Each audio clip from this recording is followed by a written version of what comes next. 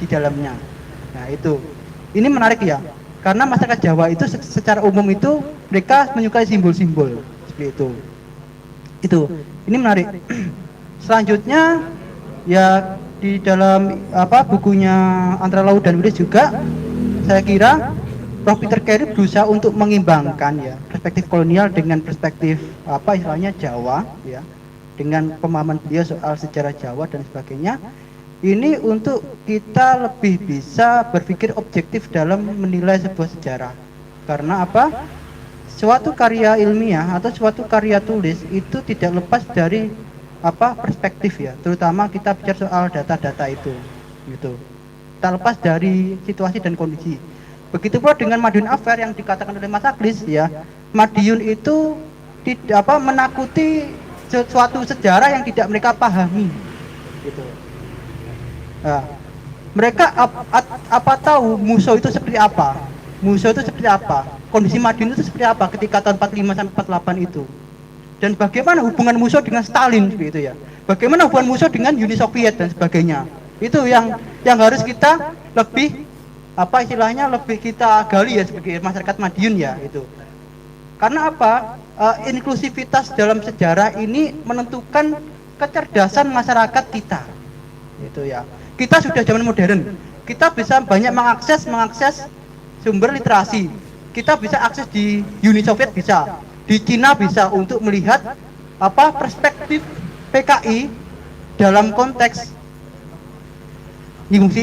sedikit soal PKI ya. Dalam konteks luar negeri. Karena saya kemarin menemukan data mengenai hubungan antara Uni Soviet dengan Musso. Hubungan apa Mao Zedong dengan Deng Ai Dit. Nah, ini yang harus kita pahamkan gitu loh.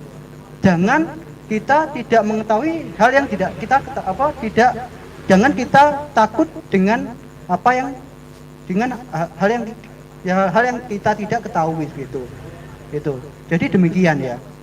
Itu. Jadi dengan ini kita bisa membangun sejarah yang inklusif dan objektif gitu. Itu. Oke. Ini singgungan dari saya. Lalu ada yang ditanyakan teman-teman, monggo silahkan tanya apa aja terkait dengan sejarah Madiun. Monggo. Monggo. Gus Adung. Ada yang ditanyakan? Sharing mawon mboten napa-napa, monggo. Oh iya, iya.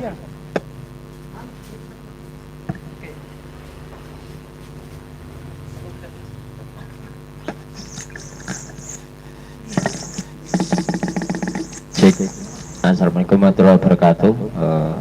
Sugeng dalu rencang-rencang sedaya. Saya hanya sebatas orang yang suka baca. Tidak menutup kemungkinan kalau saya selalu penasaran dengan setiap lembarnya itu. Terkadang membuat saya menarik adalah pernah saya baca satu buku sebagai contohnya, yaitu sebuah buku yang menjadi pertanyaan saya waktu itu adalah kenapa pada era kolonial itu para kolonial itu sangat tertarik pada daerah-daerah kecil dan beberapa daerah besar itu ditinggalkan. Seperti halnya disampaikan tadi, dari Surabaya menuju ke Madiun, dan di Madiun ini dikembangkan sampai ke Ngawi, Magetan, Ponorogo, bahkan sampai ke Pacitan yang pesisir. Nah, pertanyaan saya adalah apakah yang dipikirkan atau orientasi dari si kolonial itu untuk kota-kota kecil, terlebih ini mengerucutnya ke antara Wilis dan Lau. Kalau saya pikir secara logika, kan tempatnya di perengan gunung, Mas, dijepit gunung atau saka segara. Umpamane saka segara arep rene iki perang-perang dino. Pada saat itu naik kuda pun kan butuh hari, enggak jam.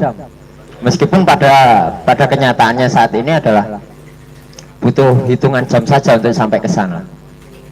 Nah, mungkin mungkin itu saja sebagai awal saya. Kenapa kok kolonial lebih tertarik daerah